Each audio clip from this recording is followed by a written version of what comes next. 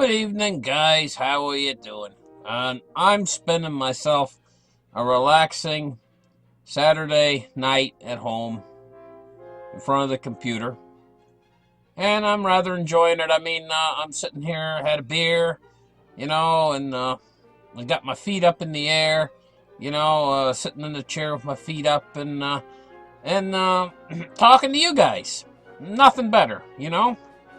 But I'm going to talk about something.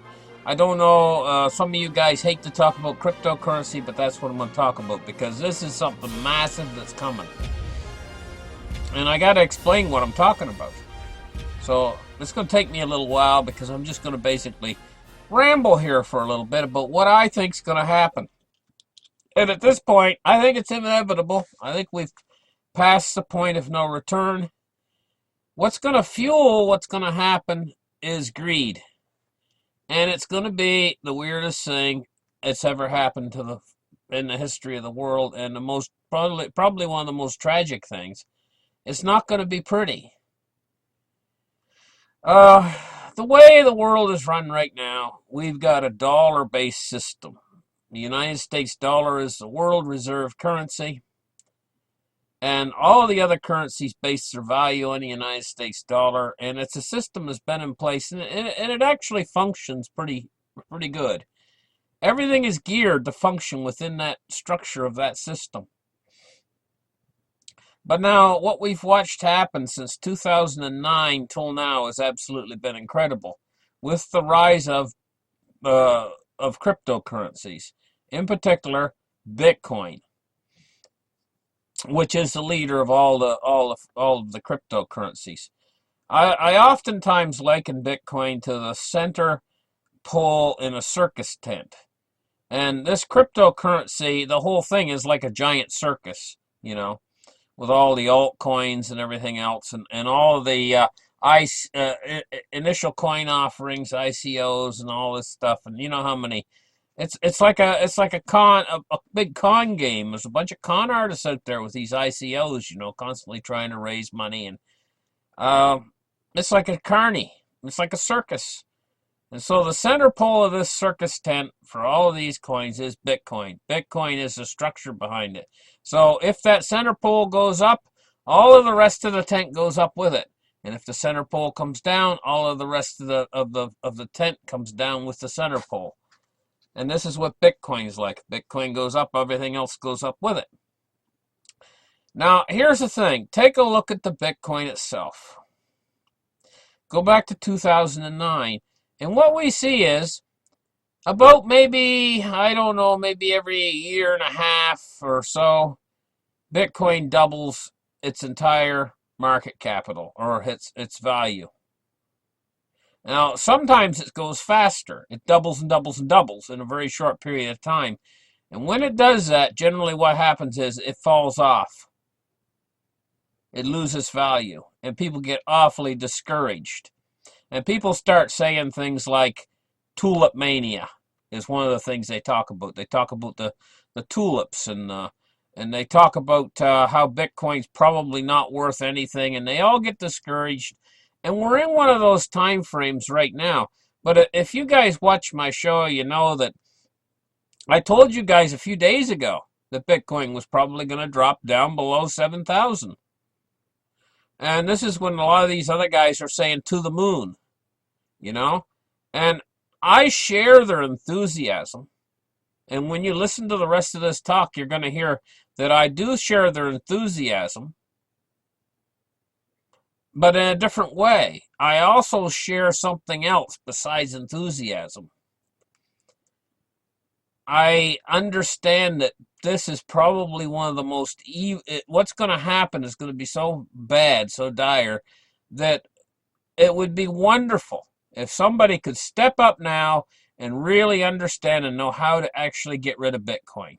This would be a wonderful thing for the world. And this is what I would like to see happen, but it's not going to happen. At this point, Bitcoin is on its way. And why I say that is because of what this thing's going to do in the next few years. So going back to where I was talking just a few minutes ago, this thing is double in price about every so many months. I don't know, let's say every 16 months or something like that. It's doubling in price, and it's been doing that all the way back to 2009. But it does it unevenly. It'll go up in multiples, and it'll go like 10 times its price, and then it'll fall. It'll crash. The price will crash. And it does that every time, too. But on the other side of this coin, this thing is expanding at an exponential rate. And there's no sign in it actually stopping. In fact, all signs are pointing toward it being a go. Infrastructure is being put in like crazy. It's never looked more positive for Bitcoin to take over. And at this point, I got to sit back and I got to say, hey, you know what? What's more likely to happen?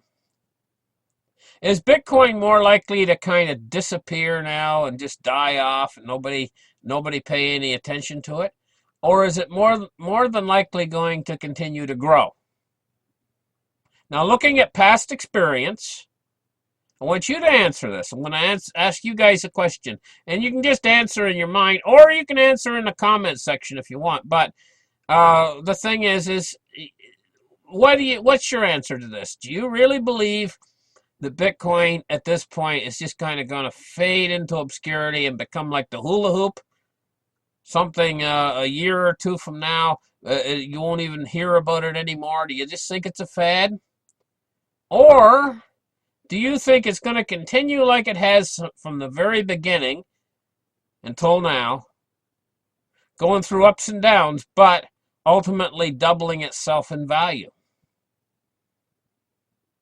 In other words, looking at its past experience from 2008 or 2009 until now, you see a pattern developing there. Is it more likely that that pattern is going to continue, or is it more likely that the whole thing's just going to disappear?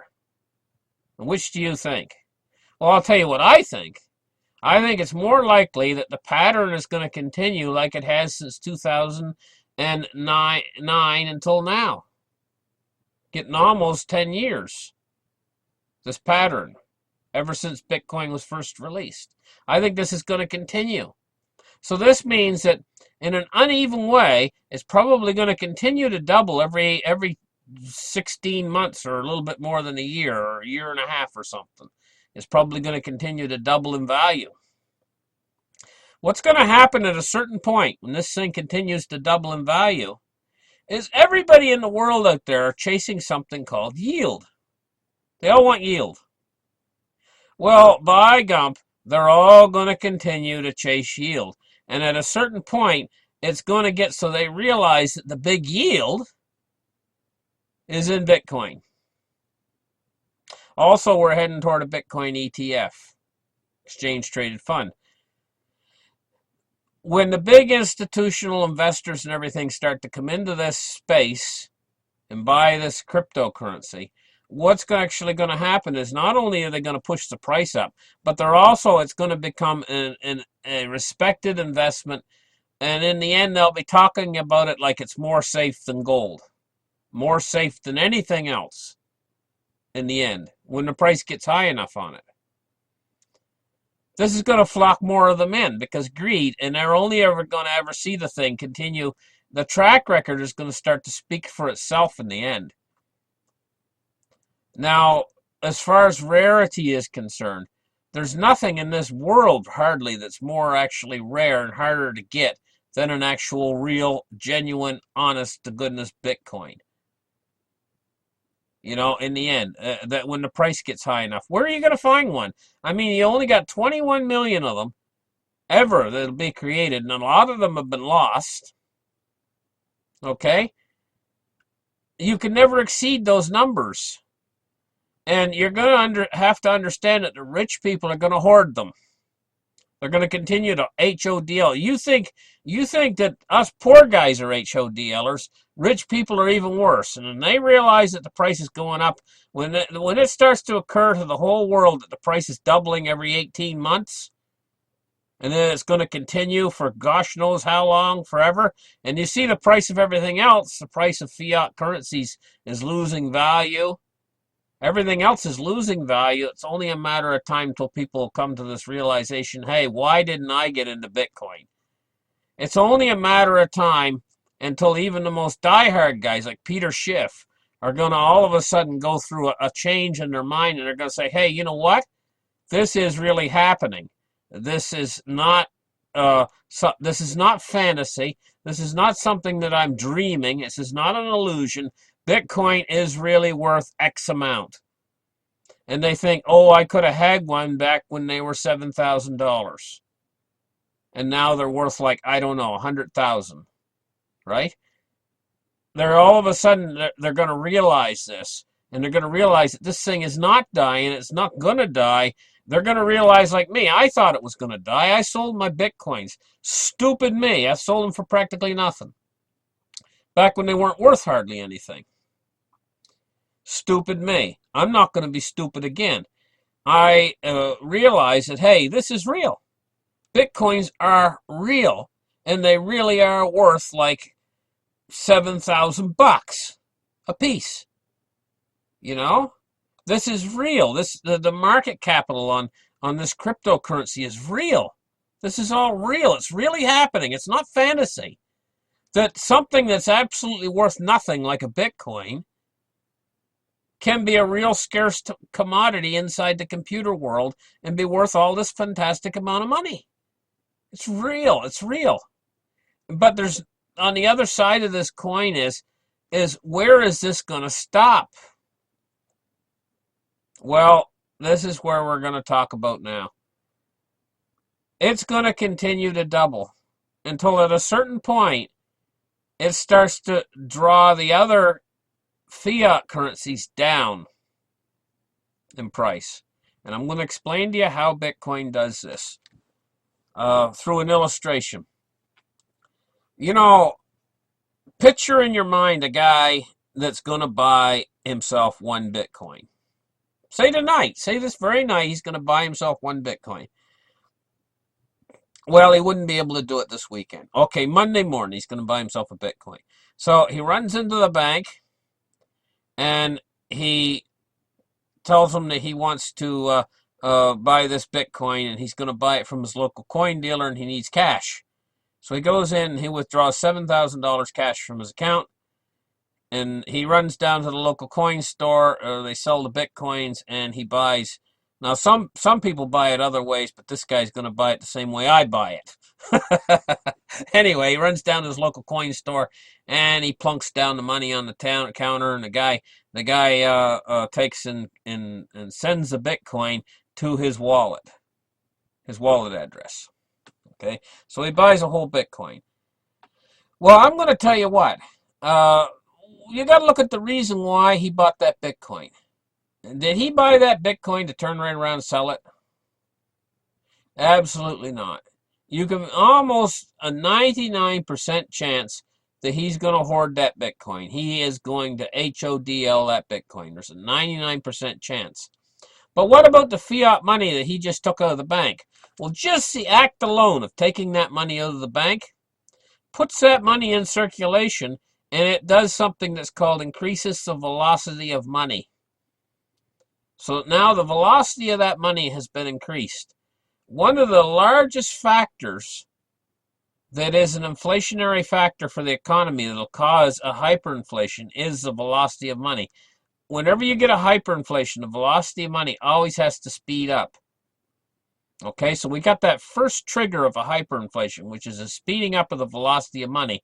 And this is one of the direct causes of people buying Bitcoin. Now, what's the next thing that happens down the chain? Is that he just bought that Bitcoin, that money now moves into the system, and it's much more fungible, it's much more spendable in fiat terms rather than Bitcoin terms. So the guy that just bought the Bitcoin, his likelihood of spending that Bitcoin is almost nil. Now, on the opposite side of that coin is the guy that just got the fiat currency. What's his what's the percentage chance of him spending that when it's so easy to spend? I mean, on the way home, he's got now the guy just sold the Bitcoin. He's got all that cash in his pocket, right? On the way home, heck, he might have a meal. You know, he might fill his car up with gas. And he's going to pay for it with the fiat. Now, the other guy just bought the Bitcoin. Do you think he's going to actually break his Bitcoin up to buy anything? It's going to sit there just like the cash did in the bank account before he took the money out. The Bitcoin is just going to sit there for days, weeks, months, gosh knows. Now, that Bitcoin has just been drawn out of the circulating supply of Bitcoins. It's just been drawn out, and it's been put in this guy's possession, where he's going to hold it, right? That's going to only drive the price of Bitcoins up because it creates scarcity. Also, that money now has been injected into the Bitcoin ecosystem. It raises the value of Bitcoins. The more people buy Bitcoins, the higher the price goes. The higher the price goes, the more people make a profit ratio. The more people make a profit ratio, the more people are going to want to buy it.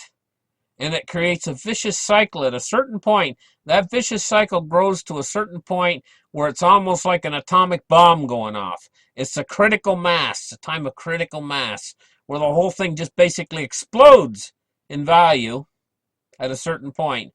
And it starts to have the opposite effect on all of the world's fiat currencies. This is a tremendously profound effect that is probably going to happen in the next 2 or 3 years. Bitcoin could actually be the destroyer of our financial system because we are not equipped to take Bitcoin as the money, as the only money. We're equipped to take fiat. Now, the destructuring of this fiat system and the transition into the new Bitcoin system ecosystem is going to be fueled by greed. But that transition, if it happens too fast, if it's forced into happening too fast, what can happen is chaos can ensue. And our system is so delicate indeed. We have supply chains and distribution chains that run intricately through our system to supply us with food, supply us with water, supply us with everything we need. These supply chains are what's called just in time because they deliver everything just in time as you need it. So like oranges, for instance. Oranges probably won't last more than a week or two in the store, so the supply chain has to deliver the oranges just in time as you need them. And that's the way they do with everything, practically, across the board. So we got a very extremely vulnerable system here, and if changes are made too readily and too quickly in this system to try to switch it over and convert it from a fiat-based run system to a cryptographic-based run system, I believe that we would be able to make those transitions, but there would be disruption in the process. And that disruption could create situations like Venezuela, for instance. But now, there's more to this. It never ends, does it? Another part to all of this is the fact that it's going to create a system that's worse than what we have today. There's going to be people who have Bitcoin and people who don't have Bitcoin. Now, right now, it doesn't matter. Say you got a guy and say he's got $10 million in cash and say he decides he's not going to ever buy into any Bitcoin or anything like that. He's going to watch the value of his fiat currency diminish, and he's going to watch his friend, say across the road, who didn't have near as much money as he has, but bought Bitcoin with it. It's going to be a great equaler. This is the guy that bought Bitcoin is going to end up being as rich as his neighbor, who was at one point much richer than he was. This is the way this whole thing could work. And needless to say, it's not going to be an even distribution of wealth. And here's another giant problem what the Bitcoin creates is is wealth is not going to be distributed evenly across the world. It's going to be even worse than it is today. You got it bad today, we're going to jump from the frying pan into the fire with this. So there's an awful lot to consider here. And on this Sunday show, this show has been built up all on speculation about what I think is going to happen. This is what I think now is going to happen. I actually believe this is going to happen. And the reason why is I think it's unescapable. I think this is the direction Bitcoin is moving in. And it only has to keep doubling a few more times before we're in this situation that I'm talking about. Thank you guys for listening. Like and subscribe, and we'll catch you in the next show. Bye-bye for now, guys.